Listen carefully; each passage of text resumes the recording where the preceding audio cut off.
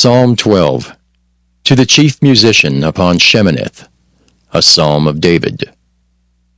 Help, Lord, for the godly man ceaseth, for the faithful fail from among the children of men. They speak vanity every one with his neighbor, with flattering lips and with a double heart do they speak.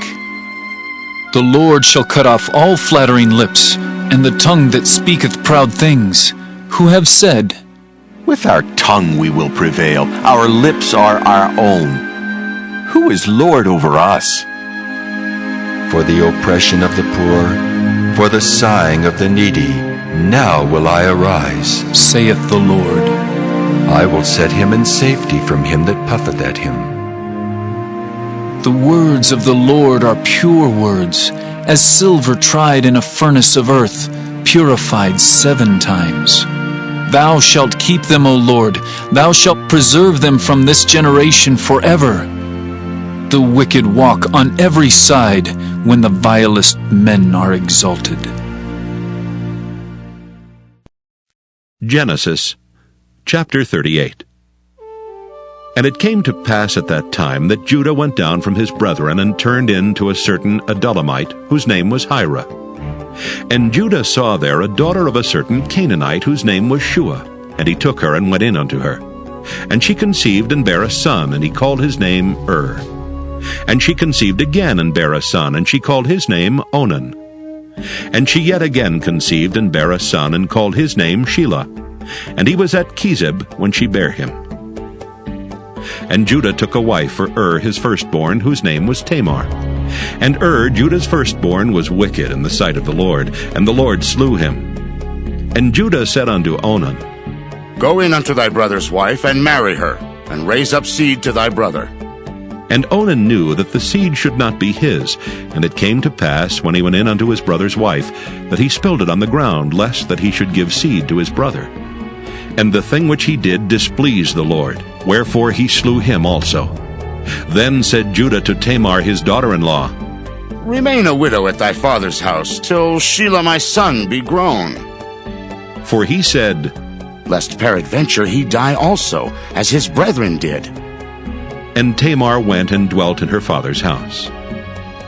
And in process of time, the daughter of Shua, Judah's wife, died. And Judah was comforted, and went up unto his sheep shearers to Timnath, he and his friend Hira the Adullamite. And it was told Tamar, saying, Behold, thy father-in-law goeth up to Timnath to shear his sheep. And she put her widow's garments off from her, and covered her with a veil, and wrapped herself, and sat in an open place, which is by the way to Timnath. For she saw that Shelah was grown, and she was not given unto him to wife. When Judah saw her, he thought her to be an harlot, because she had covered her face. And he turned unto her by the way, and said, Go to, I pray thee, let me come in unto thee. For he knew not that she was his daughter-in-law. And she said, What wilt thou give me, that thou mayest come in unto me? And he said, I will send thee a kid from the flock. And she said, Wilt thou give me a pledge till thou send it? And he said, What pledge shall I give thee? And she said, Thy signet, and thy bracelets, and thy staff that is in thine hand. And he gave it her, and came in unto her, and she conceived by him. And she arose and went away, and laid by her veil from her, and put on the garments of her widowhood. And Judah sent the kid by the hand of his friend the Adullamite, to receive his pledge from the woman's hand. But he found her not. Then he asked the men of that place, saying, Where is the harlot that was openly by the wayside? And they said, There was no harlot in this place. And he returned to Judah, and said, I cannot find her. And also the men of the place said that there was no harlot in this place. And Judah said, Let her take it to her, lest we be shamed. Behold, I sent this kid, and thou hast not found her. And it came to pass about 3 months after that it was told Judah, saying, Tamar, thy daughter-in-law, hath played the harlot, and also, behold, she is with child by whoredom. And Judah said, Bring her forth, and let her be burnt. When she was brought forth, she sent to her father-in-law, saying, By the man whose these are am I with child. And she said, Discern, I pray thee, whose are these, the signet, and bracelets, and staff? And Judah acknowledged them and said, She hath been more righteous than I, because that I gave her not to Shelah my son. And he knew her again no more. And it came to pass in the time of her travail that, behold, twins were in her womb. And it came to pass when she travailed that the one put out his hand, and the midwife took and bound upon his hand a scarlet thread, saying, This came out first. And it came to pass, as he drew back his hand, that, behold, his brother came out, and she said, How hast thou broken forth? This breach be upon thee. Therefore his name was called Pharez. And afterward came out his brother, that had the scarlet thread upon his hand, and his name was called Zerah. Genesis, chapter 39. And Joseph was brought down to Egypt, and Potiphar, an officer of Pharaoh, captain of the guard, an Egyptian, bought him of the hands of the Ishmaelites, which had brought him down thither. And the Lord was with Joseph, and he was a prosperous man, and he was in the house of his master the Egyptian. And his master saw that the Lord was with him, and that the Lord made all that he did to prosper in his hand. And Joseph found grace in his sight, and he served him. And he made him overseer over his house, and all that he had he put into his hand. And it came to pass from the time that he had made him overseer in his house, and over all that he had, that the Lord blessed the Egyptian's house for Joseph's sake. And the blessing of the Lord was upon all that he had in the house and in the field. And he left all that he had in Joseph's hand, and he knew not aught he had save the bread which he did eat. And Joseph was a goodly person and well-favored. And it came to pass after these things, that his master's wife cast her eyes upon Joseph, and she said, Lie with me. But he refused, and said unto his master's wife, Behold, my master wotteth not what is with me in the house, and he hath committed all that he hath to my hand. There is none greater in this house than I.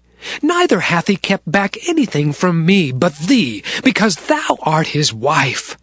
How then can I do this great wickedness and sin against God?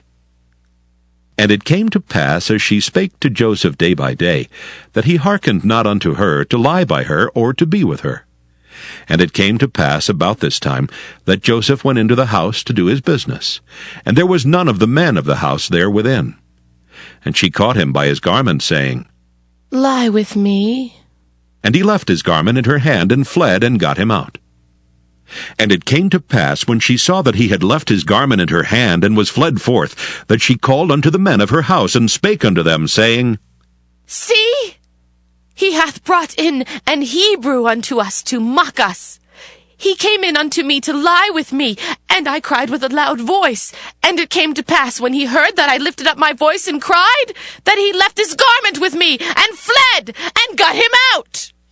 And she laid up his garment by her until his lord came home. And she spake unto him according to these words, saying, The Hebrew servant, which thou hast brought unto us, came in unto me to mock me. And it came to pass, as I lifted up my voice and cried, that he left his garment with me, and fled out.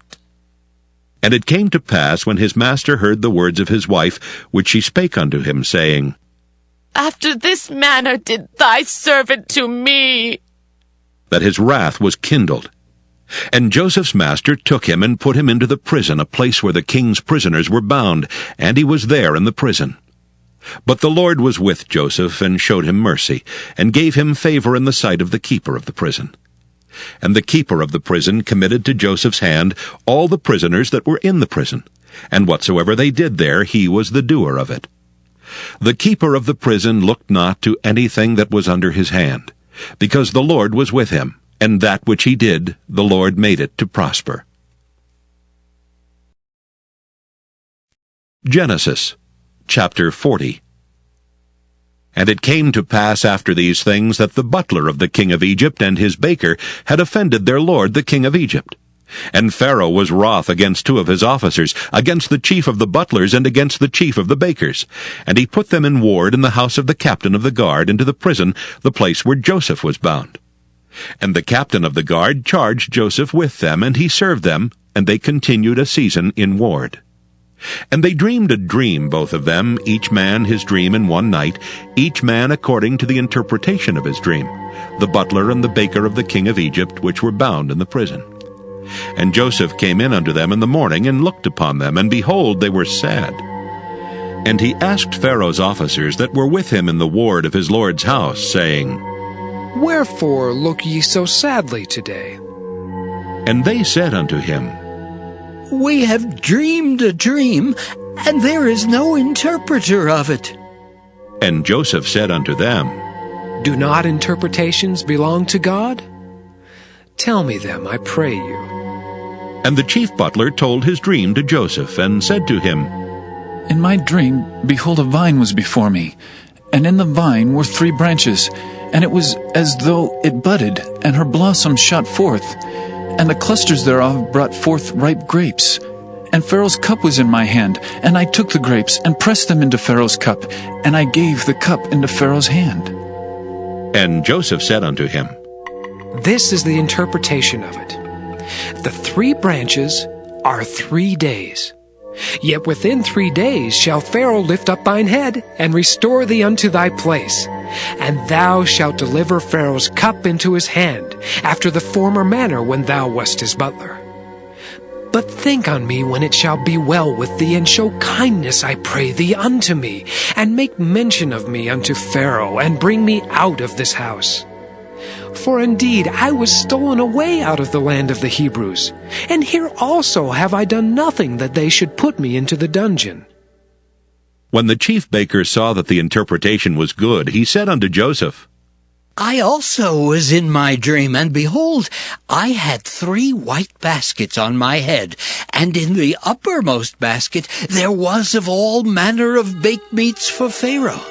And the birds did eat them out of the basket upon my head. And Joseph answered and said, This is the interpretation thereof.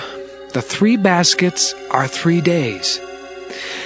Yet within 3 days shall Pharaoh lift up thy head from off thee, and shall hang thee on a tree, and the birds shall eat thy flesh from off thee.